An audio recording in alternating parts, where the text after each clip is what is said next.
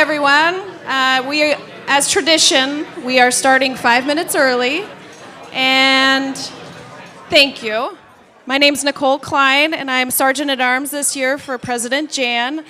So part of the Future Vision Task Force was allowing more socializing time, so that's why I'm cutting you off from talking. No, just kidding. But at your tables, I hope you notice there is a conversation starter, an affinity group, one of the ones we chose at the last meeting. So if you're at one that you care about, great, but if you're at a new one, you're going to have to talk about something. So you're going to have about 10 minutes to go around the table, introduce yourself, and talk about why you care about the topic in front of you. Okay, go.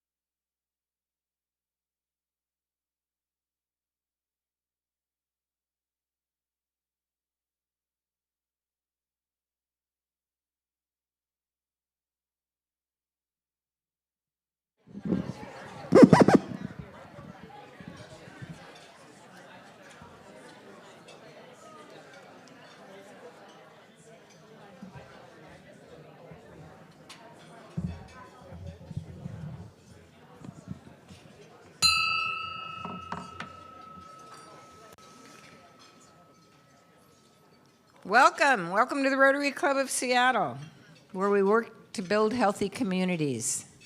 My name is Jan Levy, and I am your president for the 25-26 year.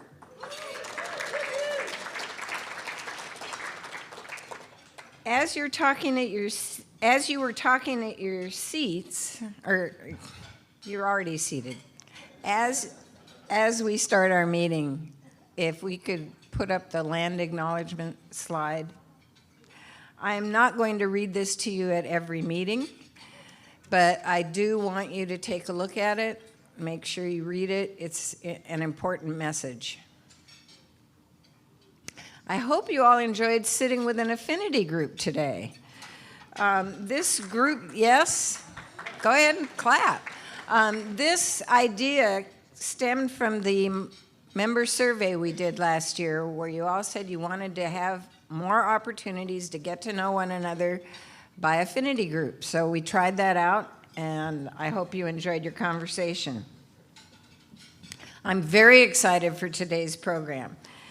Following our music, we're going to have 2 new member introductions. And following those, we're going to continue our focus on civic engagement. And specifically, is the definition up there? Yeah. Specifically, we're going to focus on the last part of that definition, ensuring that all voices are heard and valued. As many of you know, DEI, or diversity, equity, and inclusion efforts, have been under attack. I happen to believe that embracing efforts to have diverse voices at any table gives us fresh perspectives and gives us the opportunity to find smarter and more impactful solutions. More about this in a moment. But first, please welcome Jevon Powell and Trish Bostrom to the podium to lead us in today's song.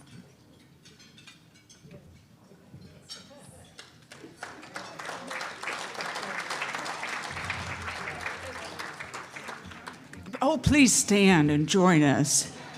So we're going to do Somewhere Over the Rainbow, and I want to dedicate this song to Dr. Eric Magnuson. I fell, smashed my elbow in a million pieces. He put it back. I can now use my fingers, so I'm back. And Linda, hallelujah.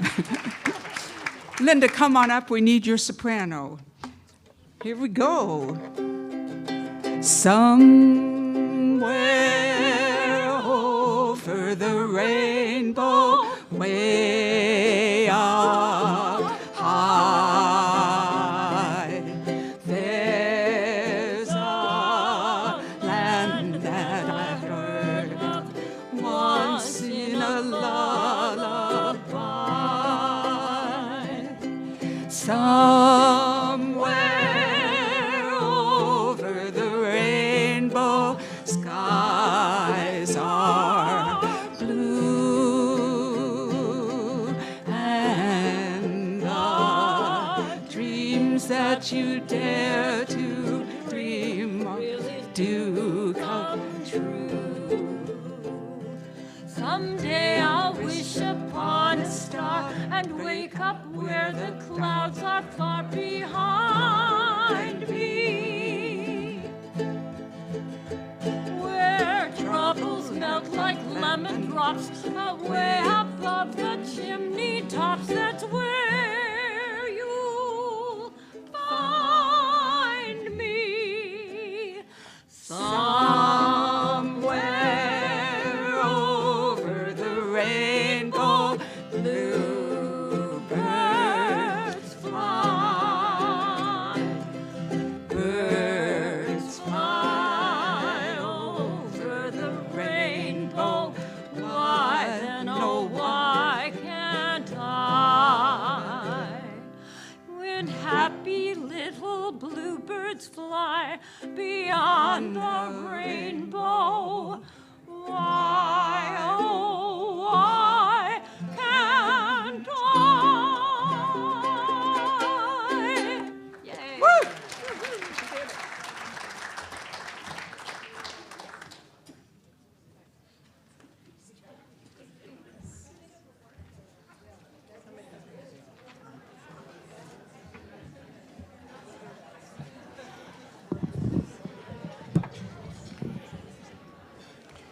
Thank you, Jevin, Trish, and Linda. Those of you who are new to us and wonder about singing, it really does bring everyone center into the room. It's not as weird as it seems. I also want to thank Josh Lieberman for serving as our greeter today, and Logan Riley for doing our meeting reporting. We have a number of guests with us today, and rather than mess up all of your names, would you all please stand so we can welcome you today to Rotary? All of our guests and visiting Rotarians, please stand. All of you.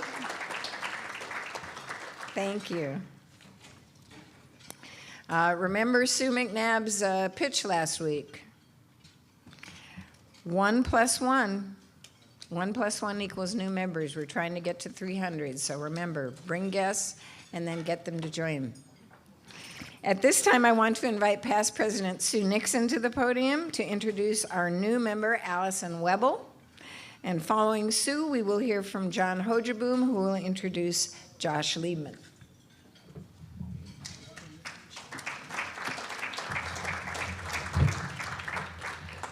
Thank you. When I asked Allison what drew her to Rotary, she lit up describing work she and her husband did in Uganda and their dream of eradicating rheumatic heart disease in sub-Saharan East Africa. In the mid-2000s, before NIH and other invested in this work, they helped clinics design rheumatic heart disease screening programs and prepare for valve replacement surgeries. Deeply engaged Rotarians came to the villages to help with their work. Fast forward 15 years. Allison was new to Seattle and looking for ways to get involved in the new community, and thought back on those Rotarians. She visited our November meeting just after the election and was inspired by our warmth and optimism. Allison and her husband grew up in Ohio and met when she was a nursing student and Chris was a first-year medical student. They were working on the Robert Wood Johnson's Covered the Uninsured campaign, raising awareness about the millions of Americans lacking health insurance and the real-life problems everyday people experience being uninsured. Allison completed a master's and PhD at University of California, San Francisco, and Chris followed for his residency and became her husband during that time. They returned to Ohio for Chris's cardiology fellowship, stayed for 12 years, and had their 2 daughters. Maddie is 12 and starting 6th grade next month. Lizzie is 8, going on 28. 5 years ago, the dean of the UW School of Nursing called Allison during Thanksgiving week to offer her an exciting new role. They rolled the dice, and it ended up being a perfect confluence of opportunity, personally and professionally.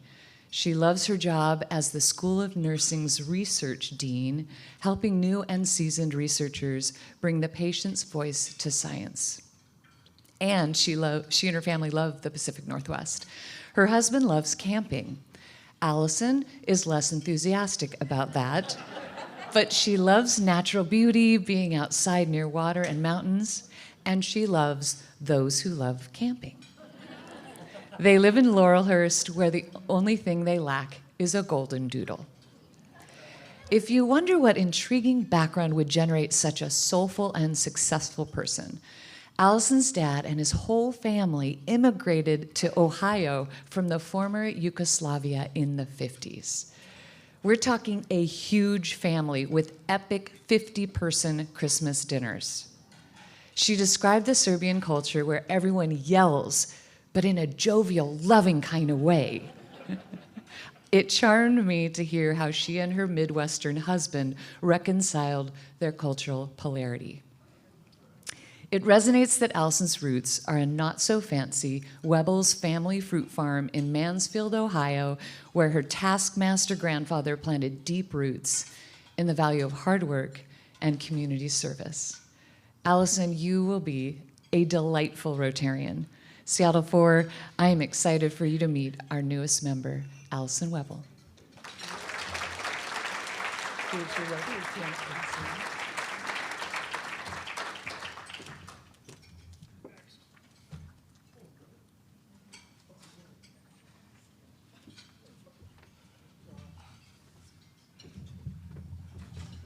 Thank you, President Jan, for the opportunity to, and the honor to introduce Dr. Joshua Lieberman, MD, Flight Surgeon, U.S. Navy, retired. That says a lot. He's been there a bunch. Lived a lot in Milwaukee. I'm echoing? Oh, okay, because I'm hearing myself, I'm thinking it's too loud. All right, good. As he was finishing high school, he was offered the opportunity to apply to a 7-year medical program in Milwaukee's University of Wisconsin Medical in Milwaukee, which he took. But as time went on, in that 7 years, it was like, yeah, money was a requirement, so he looks, what could I do to get scholarships? The U.S. Navy had a program, a surgeon program. He said, that's for me. Signed up. Requirement is you'll be active duty after you graduate and you're medically qualified. Which then he was asked, so what do you want to do? And he said, I want something hard, something difficult. Well, the U.S. Marines is part of the Navy. So he said, how about the Marines? He said, done, but I want artillery, because the idea of being an infantry, living in the dirt and the ground wasn't his idea of really pleasure. We're artillery units, and there was a picture, but I don't see it here. It's much more, let's see, their equipment is heavier, so therefore they're more stable in where they're at. While he was with their artillery unit in the Philippines, they moved to South Korea and then back to the Philippines. And near the end of that time, around the second time back from the Philippines, he expressed another interest and said, yes, I really like the flight idea and the flight surgeon idea, which then he said, yes, can I apply for that? And they sent him to Pensacola for flight training. He qualified in a T-34. It's a single, I believe it's a single prop, 2-seater, and to qualify, you have to solo, which he did. The Navy does not issue pilot's license, but when you solo and go through the program, you're issued a license that's similar that the Navy will allow you to fly. There's one picture here where, because Pensacola is the home port for the Blue Angels, there's lots of opportunity to interact with the Blue Angels, which Joshua took advantage of. The other scene there on the west in the water is he was training in 2013 to go to Africa. So he's still active, right? Well, about 1990 through 1990 is when he moved to Seattle, and he saw the mountain. Like we all see the mountain. But he wanted to climb it, and did. The picture isn't up there, but there's him going after the mountain and conquering it. And it's like, bless his heart.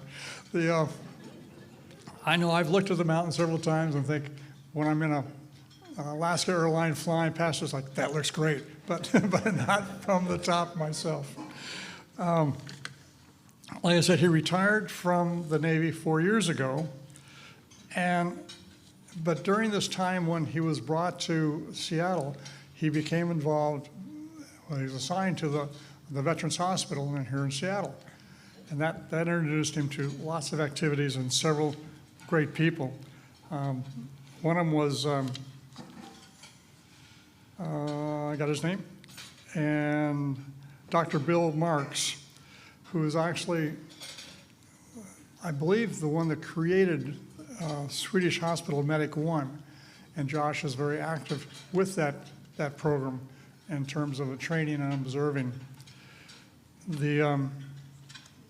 He's currently a board member of Pacific Northwest Ballet, which is a fun group, and Josh kind of expresses his desire to stay with the arts, and he likes Lindsay dance.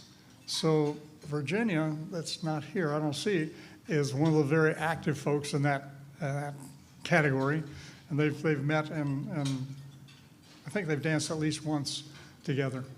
And again, it's just my honor to introduce to this club a great guy, Joshua Lieberman.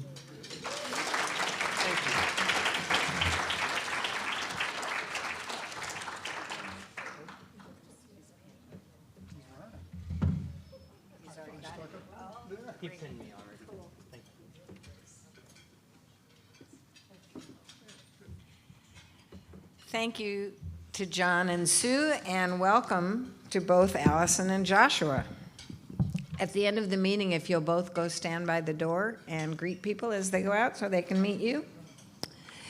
Today's panelists are people that I admire greatly. Phyllis Campbell is a distinguished board member and advisor recognized for her expertise in board governance. She's held senior executive positions at J.P. Morgan Chase, the Seattle Foundation, and U.S. Bank of Washington. Phyllis is currently a senior advisor at Aegon Zender and sits on several other corporate boards. She also served, I have to say, as a member of the Leadership Tomorrow board. Her achievements have earned her multiple honors, including induction into the Junior Achievement Business Hall of Fame. Deanna Oppenheimer is an accomplished global board leader with deep experience in transformation and governance. I first met Deanna when she joined Washington Mutual in the late 1980s. Deanna serves as chair of IHG Hotels and Resorts and holds directorships at Thomson Reuters and Slalom. Her career includes senior executive positions at Barclays and Washington Mutual, and she founded Board Ready to champion board diversity. Her numerous awards include Diversity Director of the Year from the Puget Sound Business Journal. And of course, we all know past President Mark Wright. He is a podcast developer, host, and founder of Mark Wright Media in Seattle, which is dedicated to storytelling in business and nonprofits. Mark has nearly 40 years of experience in radio, TV, and podcasting, and has earned 4 Emmy Awards as a reporter and anchor. Will you all please welcome past President Mark, Phyllis, and Deanna to the podium.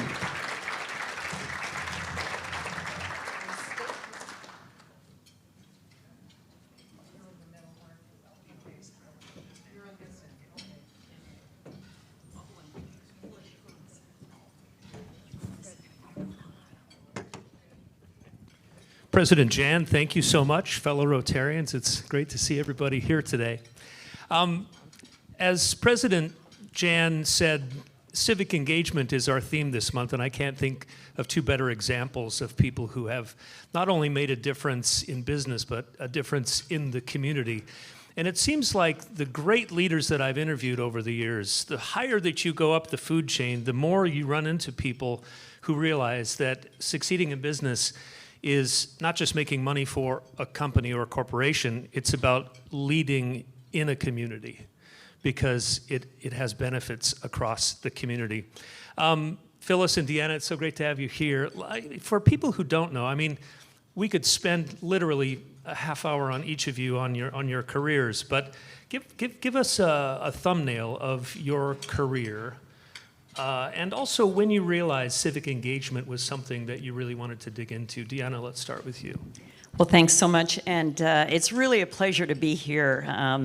It's always an honor throughout my career, growing up in Seattle in a career, to have gotten to go to the Rotary, and so it's great to be with you today. And I have to tell you, Allison, at IHG, we got lots of hotel rooms for you, so you don't have to camp anymore.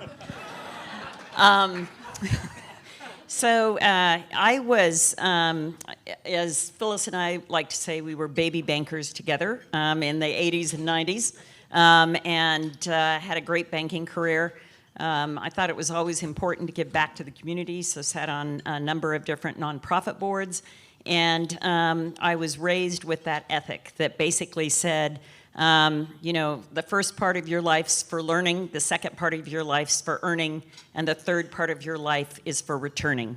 And so being able to give back is really, really important. And then I went from executive career to doing a number of different boards. And because I ended my executive career in London, I sat on boards in continental Europe, in the UK, Canada, and the United States. So I get to see a lot of different ways that people do things culturally.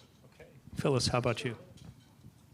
Is this on? Okay, great. Well, again, I love Deanna's earning, returning. And I think, like Deanna, I was raised in Spokane in a small business, dry cleaning business. And I remember my father and grandfather always talking about the fact that life's not about you. It's about the difference you make and the legacy you leave behind. And so I really grew up with, even though we had very few resources, Mark, I think, grew up with the idea that you give back what you can throughout your life. And community involvement's always been an important part of my life. So I think I was counted up over my life. I probably served on 90 nonprofit boards.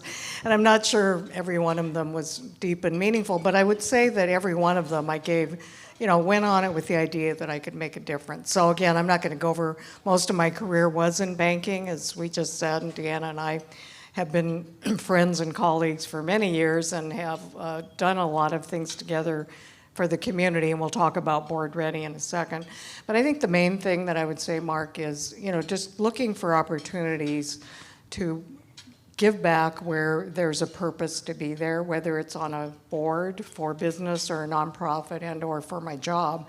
I always felt like it's about what the difference you make. It's about the legacy that you leave. And I think that's certainly part of this Rotary Club and part of your life. So I just want to pause and say thank you to all the Rotarians here, because like Deanna, I'm very privileged to be in front of this Rotary Club, and just to thank you for the difference you make, and thank President Jan for her leadership, because she's right. Every one of us has served on one of her boards, because you just say yes to whatever Jan asks you to do, including be here today. So President Jan, thank you. You're a role model for all of us. Oh, that's great. That's great. And I think when you think about why is civic engagement important, it's important because each one of us in this room has a set of unique abilities. And each one of us in this room has a unique network of friends and associates. And when you decide that you're going to make a difference in the world and take those unique gifts and say, I want to pour them into the community, I look across this room and I see so many examples of people who have done that in their careers. And especially as we get to near the end of our career, when we have a little more time and energy to devote to some of this stuff. And we'll get to Board Ready, the nonprofit that you both launched, in just a sec. And by the way, you're sitting next to a guy who retook accounting 3 times before I changed my major to broadcasting. So I'm not a numbers guy. But I've always, thank God, I've always wondered, when I look at your careers, did you think banking, that sounds like something I want to do? Or why banking? Because banking seems like it's just a beautiful blend of numbers, but you've got to be really good with people. Did you always have designs on the financial sector? No. I mean, honestly, when I came out of business school, which was a long, long, long time ago, Mark, the truth is I took the first job of somebody who would hire me, which was my community bank in Spokane. Oh, wow. And I was very lucky because my first mentor, the chairman of the bank, was somebody who not only saw something in me that I didn't see in myself, but he said, I know we haven't had any women in our management training program. We don't have many women in our executive ranks, but I see something in you that I really think is important for our bank. And so he was kind of the early champion for diversity and inclusion, even though we weren't talking about it then. But he also was somebody that said, in order to your earlier point, in order to be a great business, we take from, we serve our community, but we have to give back to the community. So he really role modeled kind of that early giving me a chance when I didn't see it in myself, plus gave me the opportunity to get involved in the community. So I really thank him. But no, I always call myself the accidental banker. So good question. Yeah, and I'd be accidental banker number 2. I had a liberal arts degree from the University of Puget Sound, and yay, UPS. At any rate, my dad, when I went to school there, I was a double major in political science and urban planning. And he looked at me and said, okay, you need an accounting class and you need an economics class, because I don't know, do you open a political science store or what do you do with that? And likewise, like Phyllis, I had a fabulous mentor at Washington Mutual, Lou Pepper, who many of you know. And Lou saw something in me as well and basically said, I got a lot of smart sisters and got a lot of smart daughters, and you look like a smart one, and we're going to bring you in here, and I'm not putting you in accounting because you would die there. So at any rate, did a number of things with banking at the time, marketing, branding, technology platforms, all of that was coming about. Well, it's interesting that both of you had mentors who were probably both older white men, right, who recognized the value of diversity even back then. I remember when I first started at King 5, our general manager, Ray Hecox, and some of you know Ray in this room, has MS and was in a wheelchair, and he really opened our eyes as a news organization to diversity also means people who are in wheelchairs. And it's not just what we think about as traditional diversity. I think as we get more into our central theme of the value of diversity in business, I'd love for each of you to define what you think diversity is and why it's valuable. Phyllis, why don't you start? Sure. Well, I think, as you'll hear about Board Ready, Deanna and I have talked about this for a lot of years. And when Deanna, who was the true founder of Board Ready, when we first started, we said, first of all, if you're going to be a great business or a great nonprofit, you have to have diversity of thought. And how is that represented? So it's represented by different faces, to your point, abilities, whether it's a disability, it's age, it's not just race and gender, it's all of the above. And so we can talk about in a little bit about the Board Ready Index, but we really measured the success of publicly traded companies to their level of diversity. And no surprise, there was not a lot of diversity by any of those metrics if we look at companies 10 years ago, including here in Puget Sound. So Deanna and I and several other women in this community said, we've got to do something about this. But it's not because diversity, to your question, Mark, is an end goal in and of itself. It's to represent different opinions, especially in times of disruption, the questions that are asked. And we've all sat on numerous nonprofit boards, and you can attest to the fact that having different backgrounds is really important to that diversity of thought, which then powers innovation, which powers challenges and questions that you should have thought about. And many, many companies did not have that 20 years ago. So I think we're better now, but we still got a ways to go. Yeah, I think, just to build on what Phyllis has said, many of you have had your careers either in business or as business owners, certainly giving back through nonprofits.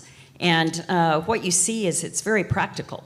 You need to have understanding and representation on your governing board that reflects your employees, that reflects your colleagues and your customers. And for many of us and all of you who believe in Rotary, for your communities that you serve.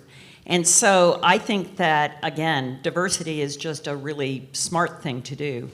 When we started Board Ready, and our managing director, Claudia Longo, is right here with us, so raise your hand, and Ella is right over there, who is helping with all of our analytics side, is we wanted to take an analytic approach.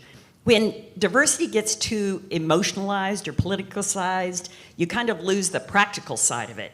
And so with Board Ready, we basically created an analytic that looked at all those areas that Phyllis talked about. So we look at age diversity and gender diversity and geographic diversity and background diversity and everything that people have looked at, and bring that together, and then could go in with an analytical discussion to a board versus just an emotional one of what you need to be looking at. And no surprise, boards, companies perform better that had greater diversity over time. So that's the punchline.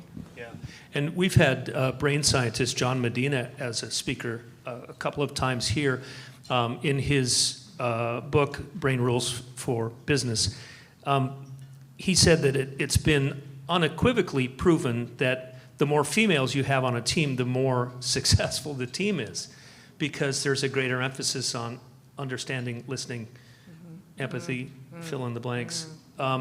So we actually have scientific research that says diversity will make you more money, even if you don't quote unquote believe in it. I have a great story on that. When I went over to go to work for Barclays in the UK, I recruited over a few. I got accused of recruiting too many Washington Mutual colleagues, but I did recruit a few. And Mike Amato, who came over to run our distribution, walked over and he sat in and he looked in the room, and we had a very, very diverse, balanced executive team at Washington Mutual. And he walks around and he goes, "Where are the women? Because we got to get something done here now." And so I do think that balance. I think all women is not good, all men is not good, but you need kind of a whole smattering of everything across the waterfront. Yeah, and I really want to emphasize what Deanna's saying is when we talk at Board Ready about inclusion, which I think is really the important means to the end of performance, we're talking about everybody's voice. So it's, again, we look at boards 20 years ago, they were non-diverse, but we need all voices at the table, including white males, so I think, this is not an exclusionary conversation. This is just, let's get to the point where we really, truly, as board members who ask the question, say, what does our board look like? Who do we represent? And many of them in corporate America, as you know, are trending older. So asking the question about where's the age diversity? So there's just lots of questions that we can all ask, whether we're sitting on nonprofit boards or corporate boards. Where is the diversity? How do we get from here to there? What do our slates look like? And I think those are the questions that we can make a difference on. I think a lot of us would understand and agree with the fact that one of the big hurdles in diversity in business is that traditionally you do business with people you know and people who are in your social circles. And for a long time, this club was an exclusive male club for a long time, and that's just the way it was. Thankfully, it's not anymore. Let's talk about how you came up with the idea of Board Ready and what the secret sauce is. Well, I think that the key thing was, as Phyllis said, we were sitting at breakfast and we saw the statistics that said the Pacific Northwest had worse diversity on their boards than the U.S. as a whole. Now, we Pacific Northwesterners don't like to be worse than the United States as a whole. And so we said, well, we've got to do something on that. And at the time, it was a company that I was serving on the board for that was in the very, very early phases of using artificial intelligence and machine learning to get diversity in hiring and to understand all of that. So they were doing some really interesting data analytics. And I said, what if we applied some of those tools here? And that idea is, I said, that when you walk in and you're talking about you should, that doesn't usually go over really well. But when you can walk in with metrics and analytics to talk about, here's how you stack up next to other boards who have a different profile than what you have. And then we did a number of research on how they performed with revenue generation, with profit over time, and looked at that.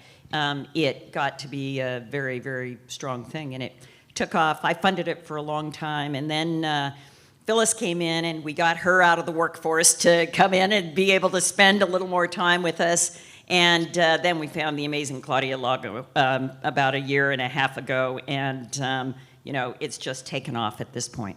So we have some cards that were put on your tables about Board Ready if you want to know more about it. But I think a couple things, yes, there we go. A couple things that may be of interest to all of you is, number one, we do engage companies here, mostly private companies, but early stage companies that may be thinking about going public. So they engage us to find board members, mostly who are diverse, but again, we have, which is something you may be interested in. If you're interested in serving on a board, a talent vault of over 1,000 names. We're a nonprofit, so there's no charge. You can enter your profiles, and potentially a board service opportunity may come up. Again, more in business, we don't do nonprofit board searches. So there's a bunch of things that we're scaling up due to Claudia's fantastic efforts. And if you want to know more, boardready.io, but the cards are on the table. So it's really taking off. And again, we credit Claudia Longo and people like Ella and part of our team to really who have scaled this thing up. And we're very excited about the future, Mark. Well, it sounds like data is a big part of that organization. Phyllis, you were telling me that the University of Washington is engaging in a study on the value of inclusivity on boards. Can you talk about that? Sure. Well, thanks, Mark. So I am an affiliate faculty member at the UW Foster School of Business. And one of the projects that we had an opportunity as Board Ready to collaborate with them on, and it's a deep research project that's going on right now, is first of all, what does inclusion really look like on a board? How do we as board leaders really practice inclusion? What are the best practices that work? But moreover, as newer board members, or in our case, people who look different at the board table, how did they become what we're calling fully fledged board members early on? So they've engaged in how many interviews, Deanna? Over 40. 40 interviews with newer board members to say, how do you become fully fledged? How do you have a voice at the table? Because the biggest problem is that as people, my own case, who don't look like many people at the board table, sometimes voices get marginalized and or pushed aside. So if I have a different opinion, a different question, a different framing, you know, it's not easy to get in a conversation, to your point, of people that have been together a long time, they know each other, they're almost like a social circle, cultural circle. So the University of Washington will have this fall a much deeper research project on inclusionary practices for boards, but how do I as a new board member, especially on a corporate board, get my voice in there and make a difference? So a lot of really good research. I think there's 3 or 4 faculty working on it right now, and it'll be a nationally published study, so we're excited. How important is safety? I'm just thinking of, you're that new board member, maybe you are the first diverse board member. I'm guessing that safety is a really important dynamic that needs to exist within the corporate culture. How does that happen, Deanna? Well, you know, we've gotten the opportunity through the years to both serve on boards, but also to chair boards. And currently I chair IHG, and I think there is it's incumbent on, for those of us who are chairing that board, to ensure that every person feels able to speak up and to contribute.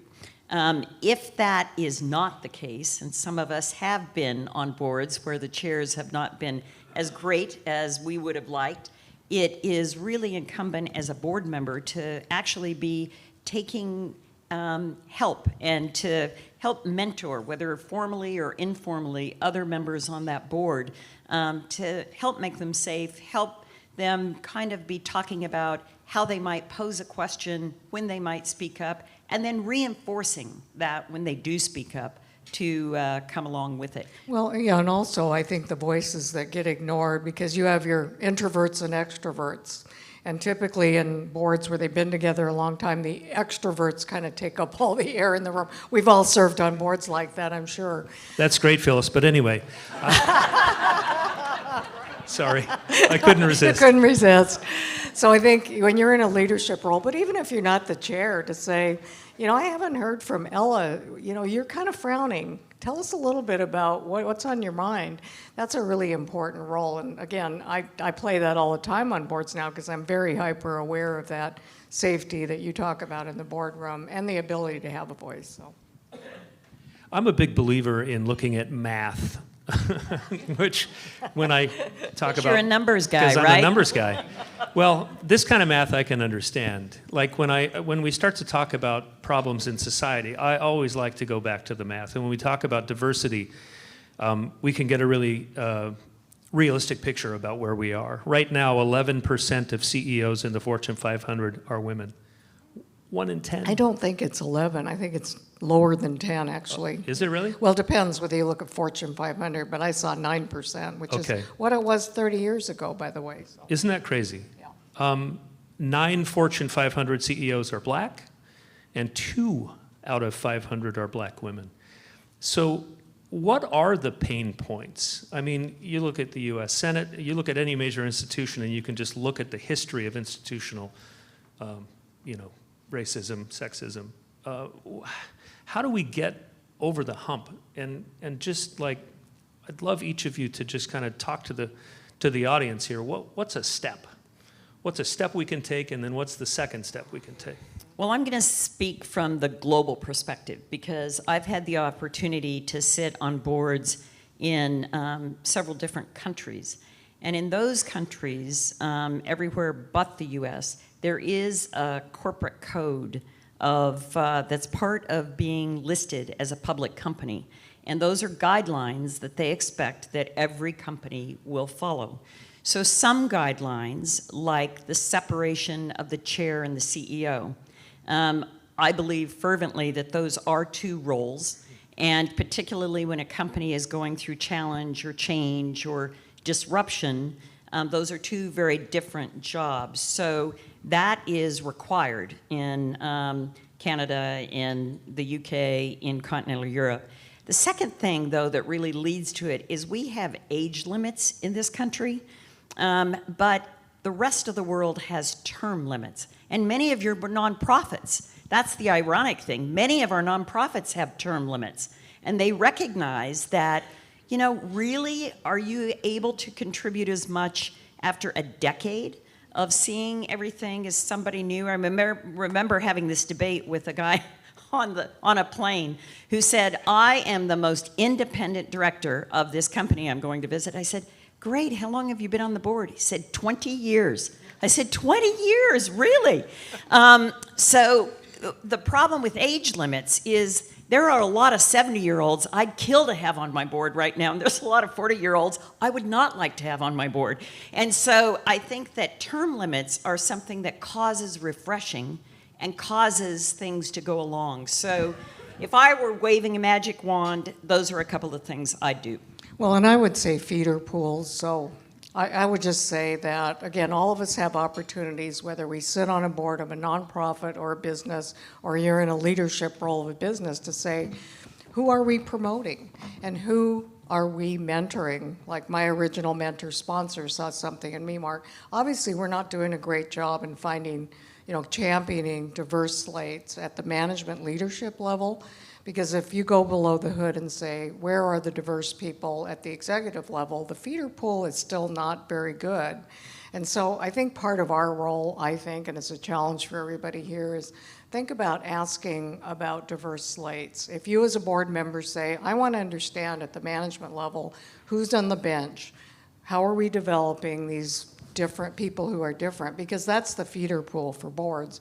And the feeder pool is still not as good as I'd like to see. We have a lot of great women business owners, people of color leaders, and that's all fantastic, but there's still not enough going on. So I think our role is just to really take a look at it and say, where can we make a difference in asking those questions? Because the questions will drive change. And the final thing that I'll say on that of bringing up people throughout the organization, the next Phyllis's and Deanna that were coming in from that, because again, we did this in the 80s and 90s when there was not all the diversity and everything that we would have expected today.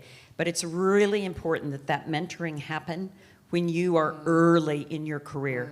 So you see the potential that's going on. You understand the moves that you're going to make early on.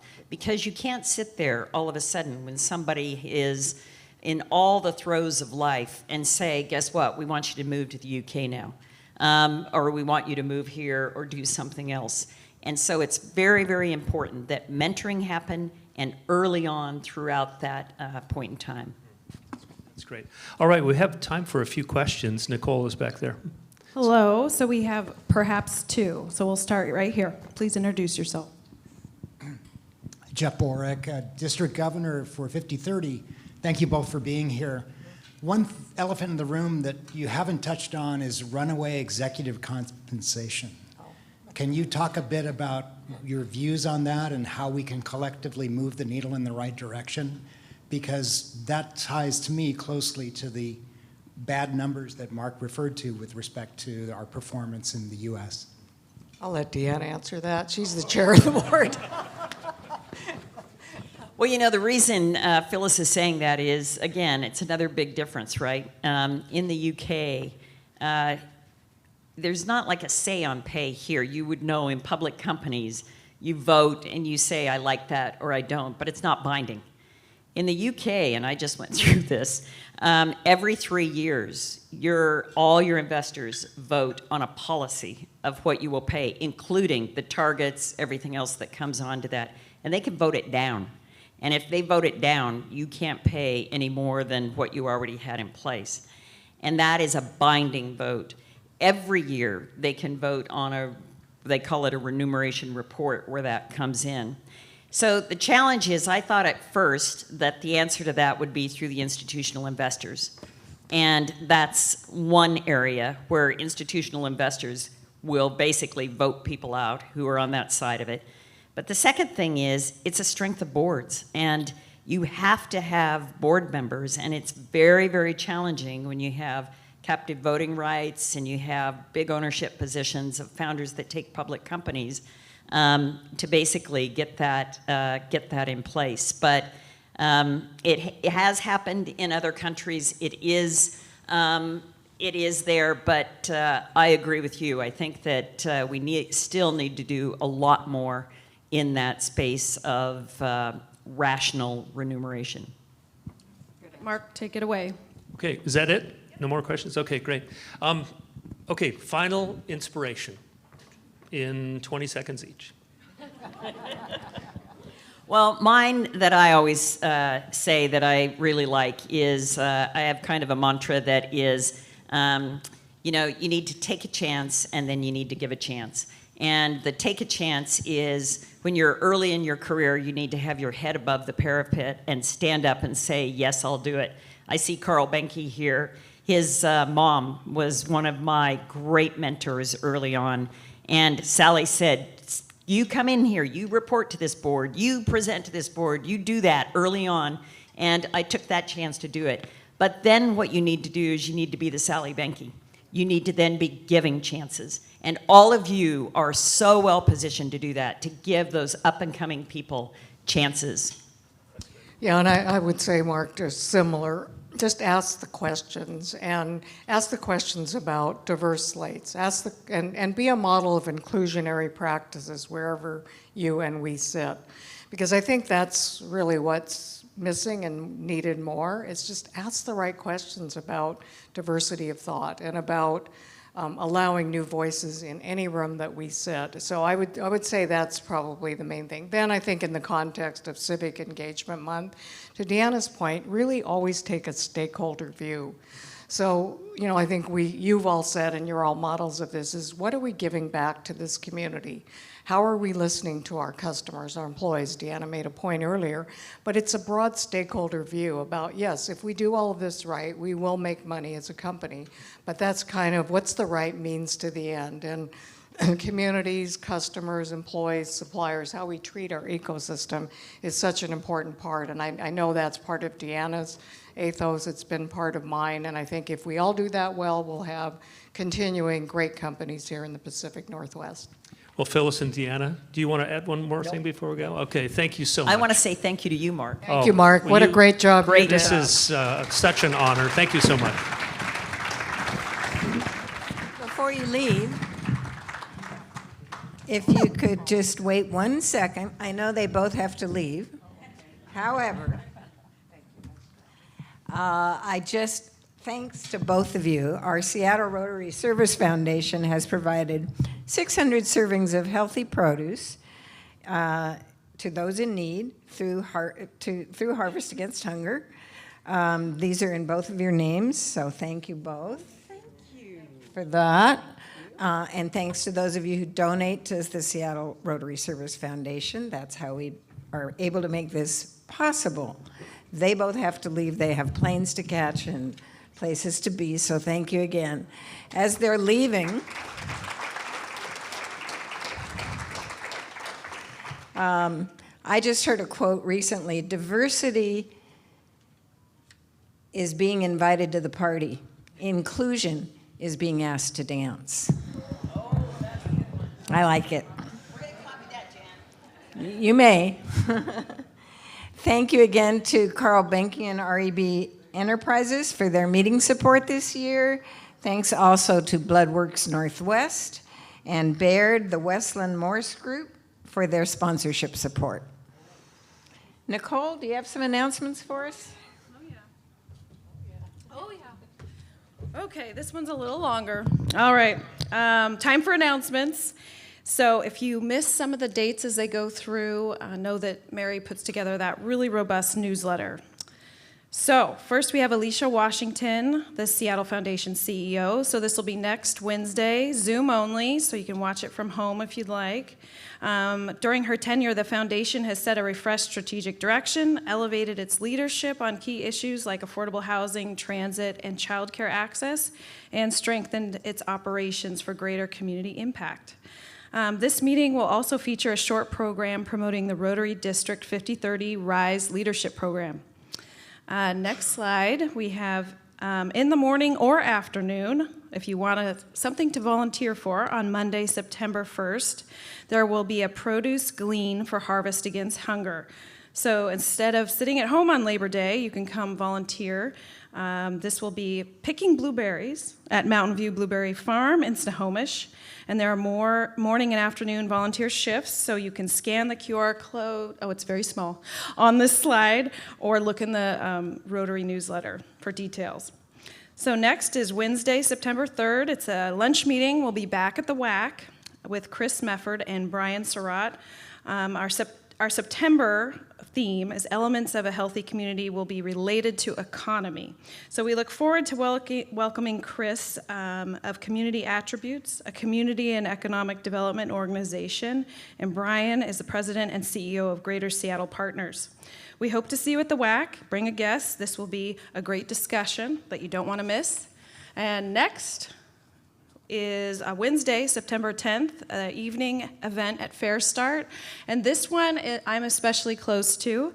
My brother went through the program during 2020, which is not a good year to do this. But if you haven't heard about Fair Start, this is an organization that really changes lives and teaches culinary and barista skills. And we, as a Rotary group, gave about, I think, $12,000 to them this year, and that empowered one individual to go through the entire program. So if you want to come see how that money was spent, but also take a tour, we're going to be doing that and planning the details as we go. So it actually was rebranded, so everything connects back to Leadership Tomorrow. It started as Common Meals, for those that know that, and then Leadership Tomorrow workshopped it for a lab group in 1998 and changed it to Fair Start. So thanks, Jan. Next slide is Wednesday, September 17th. We have a lunch meeting. We're not quite sure of the location. It might be here, it might be WAC. But our own Seattle 4 Rotarian, John Scholes and Markham McIntyre will be presenting. Again, the theme is economy. These two speakers focused on sharing updates and information on the Seattle Office of Economic Development. And I'll plug John's podcast, Seattle City Makers, another good one if you'd like to hear from all of the people in our city doing great things. The last slide, okay, Wednesday, September 24th is our September Zoom-only meeting. It'll be a panel moderated by our own Dorothy Bullitt. Where'd she go? Over there? Yes. Here a sampling of what economic issues and concerns young business people within our club today have and what local organizations are doing in this arena. I'm done. Thank you, Nicole. When I was director of Leadership Tomorrow, I used to get calls about once a week. And the calls went something like this. Hi, my name is such and such. And I was told you could help me find candidates for our nonprofit board.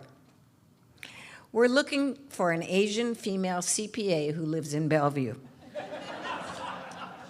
So I would say, well, why are you looking for that specifically? And they would say something like, well, we don't have any Asians on our board, and we need more women, and we really need an accountant, and we were told we need more people from the east side. And they figured they could roll that all into one person.